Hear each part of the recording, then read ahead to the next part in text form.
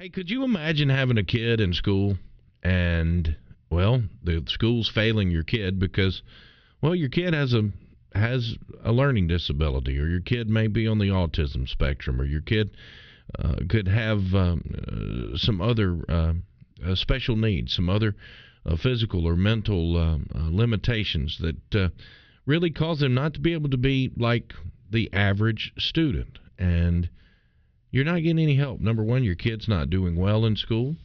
The public school is not helping you. They're not meeting the needs that you need and your child needs.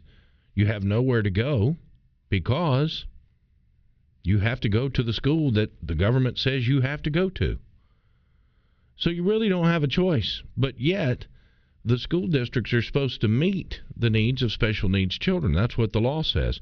So we've got quite an issue that we're dealing with here in the state of Mississippi. Deborah Dye is here. She's a mother of two 7th and 4th graders who struggle with dyslexia. And Deborah, first of all, I'd like to thank you for coming on the show and willing to share your story with us. Thank you for having me. Well, and let's start with it. And I'm not going to ask you to point out the school or the school district. I would much rather you just talk about your issues and what you have going on. So tell me a little bit about your story, Deborah. Sure. As you said, I have two boys that have dyslexia. They are currently in the 7th and the 4th grades, and we struggled in the public schools because the public schools would not at first even recognize their learning disability at all.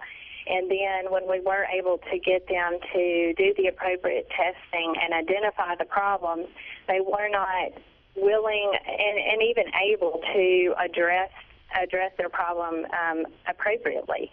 So we spent several years fighting with school systems.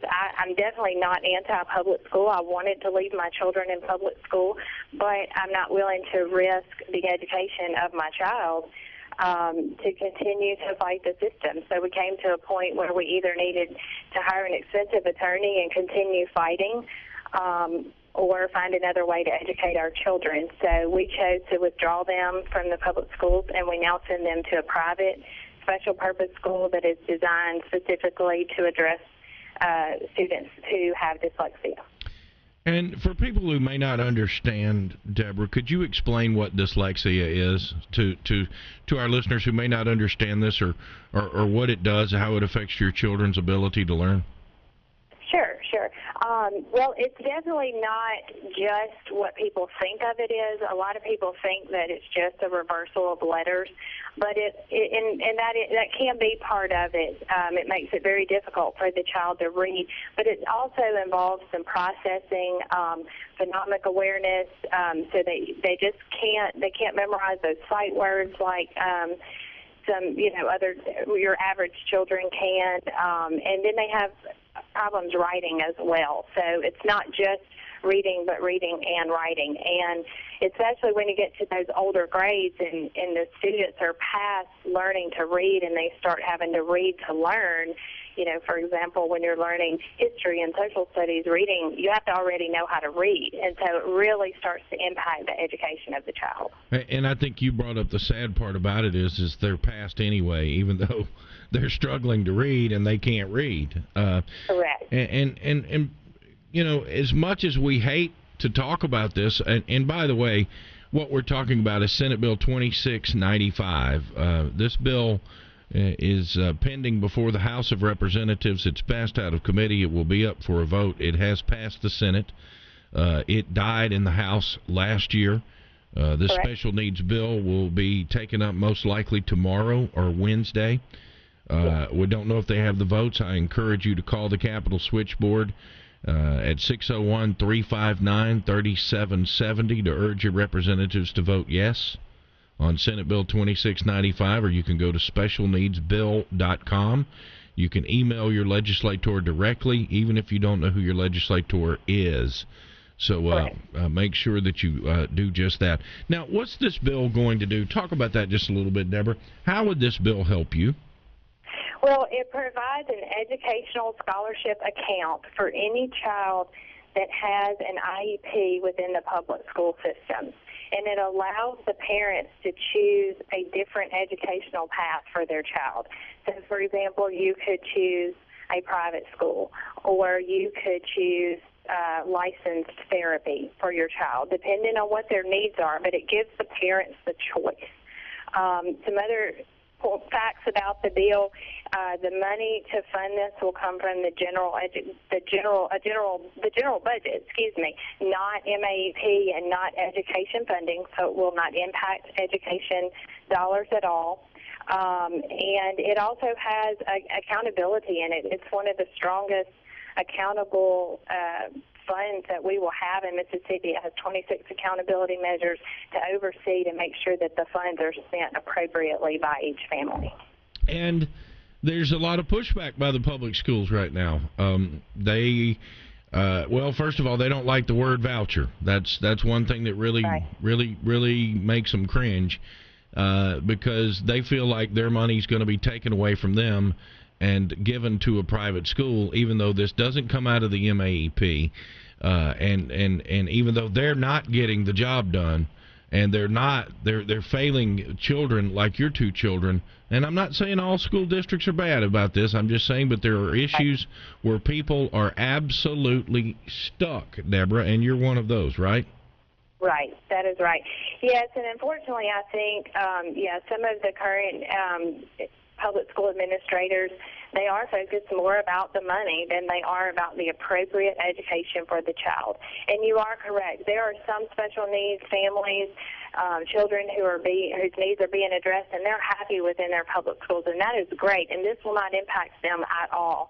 This just gives the choice for those parents who are stuck, who are in a situation where their needs are not being met. Now, what would you do? Let's say this passed. Obviously, this would help you. You have found an area that could, or you found a school that can actually meet the needs of your kids. Is that correct? Right. Yes. And so this would just help you with this. One of the most amazing things that I've ever heard is that, well, this just little bitty piddly of money is not going to pay for the education for these parents to go to these private schools. So that's their answer, that it's not enough money, so you shouldn't even have that. I've heard that argument as well. Well, every little bit helps. So in the situation where your private school tuition may be more than the $6,500 that's going to be given to you through this scholarship, you can't say, I can't say that $6,500 certainly wouldn't help me. So it may help me be able to get into that school that I want my children to attend to, where I wouldn't be able to without that help. It's just like getting financial aid. But also in addition to that, the average private school tuition in Mississippi is between $5,000 and $7,000. So it certainly is in that range. Deborah, what? And, go ahead. Go ahead. Please go ahead. Well, I was just going to say another thing that I wanted to point out. I've heard some of the opposition say that private schools don't accept children with special needs. And I just wanted to point out that is absolutely not true. There are some private schools that don't have special needs programs, and I certainly wouldn't want those schools to accept my child if they can't address their needs. But there are lots of private schools in Mississippi that do have programs.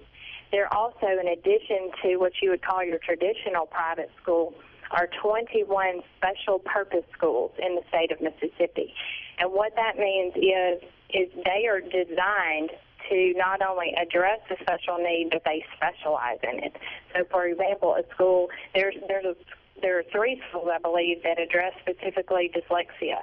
There's a school, I know, on the coast that accepts children with autism and Asperger's, and they specialize in it. That's the only children they accept. There are schools that address behavioral problems. So that is actually just a myth that doesn't need to be repeated, because we do have options in Mississippi. And an analogy I'd like to throw out there is, if your child had cancer, would you want to take them to the General County Hospital where they treat just everybody with any kind of ailment, or do you want to take your child to a children's hospital that specifically treats children's cancer? And that's where we stand, these people that are in the same boat as me, where we're just stuck and our needs are not being specifically addressed, and this gives us the choice to be able to do that. How are your children responding now that they are in a environment where they can learn? Obviously, they're in a dyslexia lab type classroom. How are they responding now that you're able to get them to where they need, to where they're actually being helped? Oh, very, very well. Not only are their educational needs being met, they have gone from being, behind in their reading level to either grade level, or one of them is several grades above grade level in reading, and we're improving on writing as well every day. But also their emotional needs, their confidence has just skyrocketed. Because the school embraces their learning disability and says that it's okay, and then they embrace the other abilities that they have, their strengths. They work on their weaknesses, but they embrace the strengths that they do have. You're listening to Deborah Dye. She is a mother of two children who have dyslexia, a 7th grader and a 4th grader, who are needs not being met by the public school that she's in the district of, and has had to pull her children out, has had to put them into a different school to where they can learn, because their school district is failing them and not offering them the help they needed.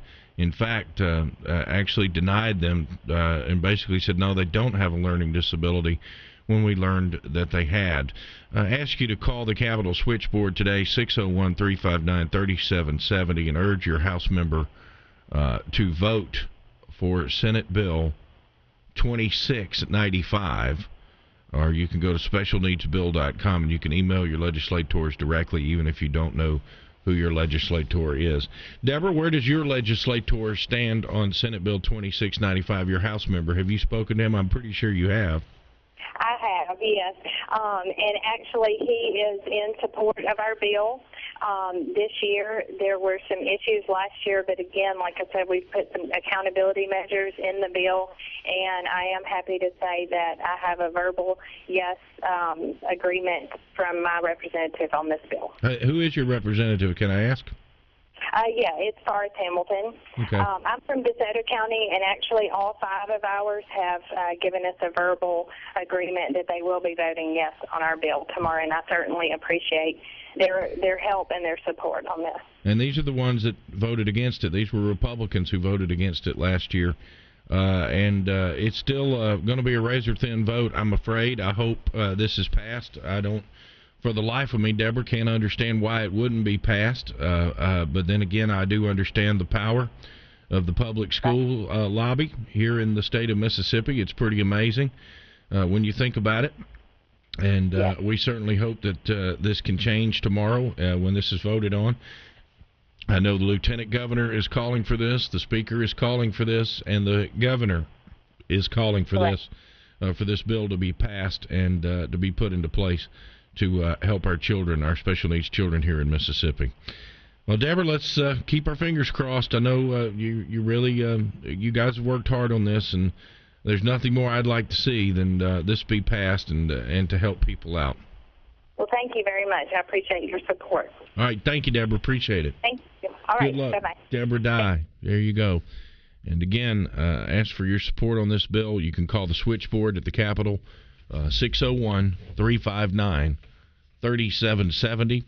Urge your representative to vote yes on Senate Bill 2695, or you can go to specialneedsbill.com to email your legislator directly. And again, if you don't know who it is, the website is set up to help you and figure out who that is.